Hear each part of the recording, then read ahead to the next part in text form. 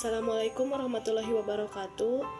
Kami kelompok 8 dari kelas A10 akan mempresentasikan tentang Qos Al-Quran. A. Pengertian kisah. Secara etimologi, kisah berarti mengikuti jejak. Dan secara terminologi, Qososul Al-Quran adalah pemberitahuan Al-Quran tentang nabi-nabi terdahulu, umat yang telah lalu, dan peristiwa-peristiwa yang telah terjadi pada masa yang lalu, termasuk yang terjadi pada masa lalu Nabi Muhammad SAW. Macam-macam kisah yang disebutkan dalam Al-Quran. Yang pertama adalah kisah para nabi dan rasul. Tidak semua kisah para nabi dan rasul yang diutus oleh Allah Subhanahu wa Ta'ala diceritakan dalam Al-Quran. Yang diceritakan hanya 25 nabi, mulai dari Nabi Adam sampai Nabi Muhammad SAW. Ada yang ceritakan panjang lebar, ada yang sedang, dan ada yang sepintas saja. Kisah Nabi Adam, Nabi Nuh, Nabi Ibrahim, Nabi Musa, Nabi Yusuf, Nabi Dawud, Nabi Sulaiman, serta Nabi Isa alaihi salam termasuk yang panjang lebar yang dikisahkan. Sementara kisah Nabi Hud, Nabi Soleh, Nabi Lut, Ismail, dan Nabi Ishak, Nabi Yakub, dan Nabi Zakaria, Yahya alaihi salam diceritakan lebih sedikit dibandingkan dengan Nabi Yusuf yang cukup lengkap diceritakan.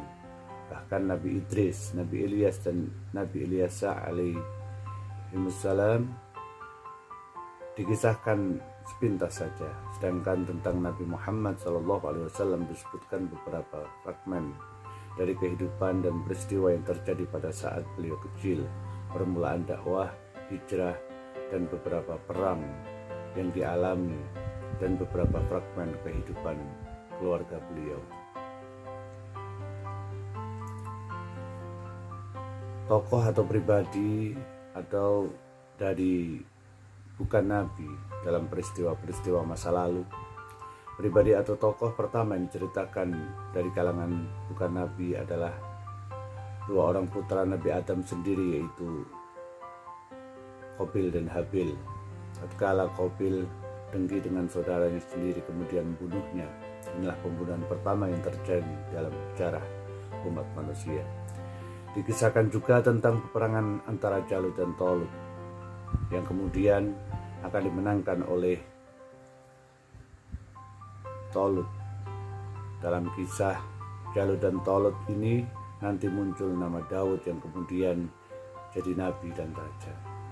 Kisah lainnya sangat menarik. Yang sangat menarik adalah peristiwa satu komunitas orang-orang yang beriman yang dibakar hidup-hidup dalam sebuah parit oleh seorang raja yang zalim yang mengaku dirinya Tuhan. Mereka yang dibakar itu dikenal dengan sebutan Ashabul Uhud. Ada juga kisah yang terjadi pada zaman baginda Nabi Agung Muhammad SAW.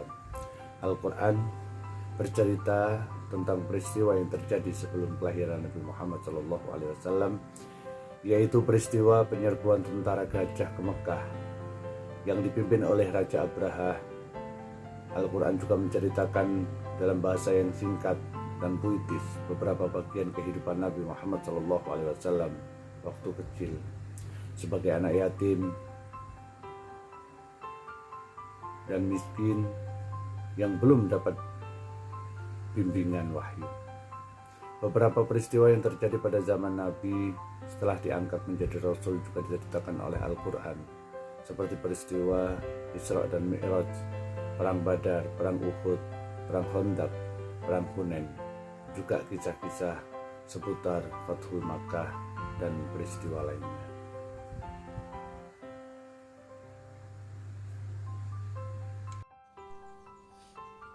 Baik, sekarang adalah C. Hakikat dan tujuan kisah-kisah Al-Quran. Al-Quran adalah kitab hidayah, bukan kitab sejarah atau kisah-kisah. Al-Quran mengungkapkan kisah sejarah dengan peristiwa yang terjadi adalah dalam rangka memberikan petunjuk, pembelajaran, bimbingan, ataupun tujuan adalah sebagai berikut. 1. Salah satu tujuan cerita itu adalah menetapkan adanya wahyu dan kerasulannya. 2. Menjadi pembelajaran bagi umat manusia dari berbagai peristiwa yang terjadi di cerita di Al-Quran. 3. Menerangkan bahwa cara yang ditempuh oleh nabi-nabi dalam berbagai dakwah dan satu sambutan kaum mereka terhadap dakwah yang itu adalah serupa. 4.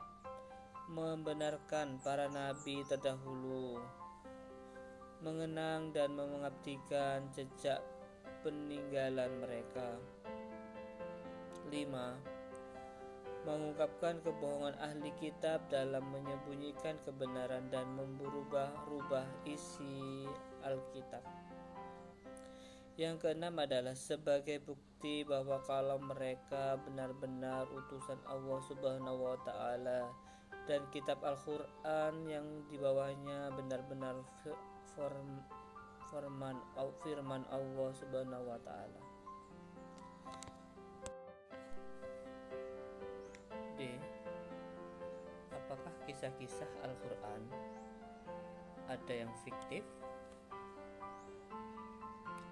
Sangat jelas dan tidak tegas bahwa semua kisah yang diungkapkan di Al-Quran itu didasarkan kepada keyakinan bahwa semua firman Allah dan Al-Quran adalah kebenaran yang datang dari Allah Subhanahu wa Ta'ala yang maha benar, sebagaimana dalam surat Al-Maidah ayat